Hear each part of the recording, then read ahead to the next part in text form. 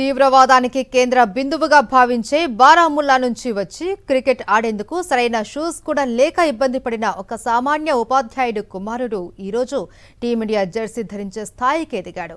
గాయపడిన జస్ప్రీత్ బుమ్రా స్థానంలో శ్రీలంక టెస్టు పర్యటనకు భారత జట్టుకు ఎంపికై వార్తల్లో నిలిచిన పేస్ బౌలర్ అకీబ్ నబీ ఆవేశపూరిత స్ఫూర్తిదాయక ప్రయాణంపై సాక్షి టీవీ ప్రత్యేక కథనం.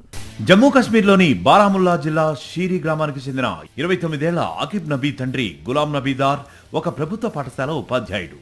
చదువే జీవితానికి ముఖ్యమని భావించే ఆ తండ్రి కొడుకు క్రికెట్ వైపు వెళ్లడాన్ని మొదట్లో ప్రోత్సహించలేదు.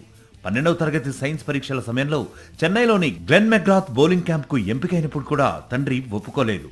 కానీ అకీబ్ ప్రతిభను చూసిన లోకల్ క్లబ్ కెప్టెన్ నచ్చజెప్పడంతో 10,000 రూపాయలు అప్పు చేసి కొడుకును విమానంలో చెన్నైకి పంపించారు. అకీబ్ ప్రాథమిక క్రికెట్ ప్రయాణం అడ్డంకులు కష్టాలతోనే సాగింది.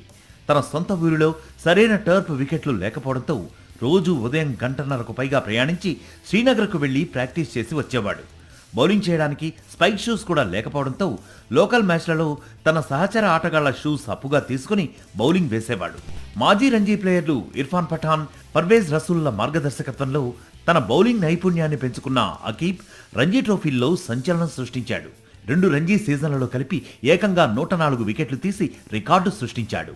ఈ అద్భుత ప్రదర్శనతో ఐపీఎల్ వేలంలో ఢిల్లీ క్యాపిటల్స్ యాజమాన్యం ఏకంగా 8.4 కోట్లకు అకీబ్ను కొనుగోలు చేసింది.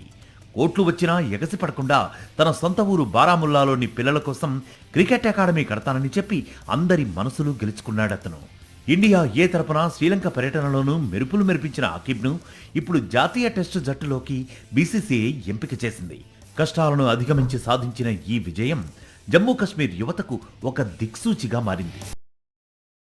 మరిన్ని అప్డేట్స్ కోసం ఛానల్ ను సబ్స్క్రైబ్ చేయండి. నోటిఫికేషన్స్ కోసం బెల్ ఐకాన్ పై క్లిక్ చేయండి.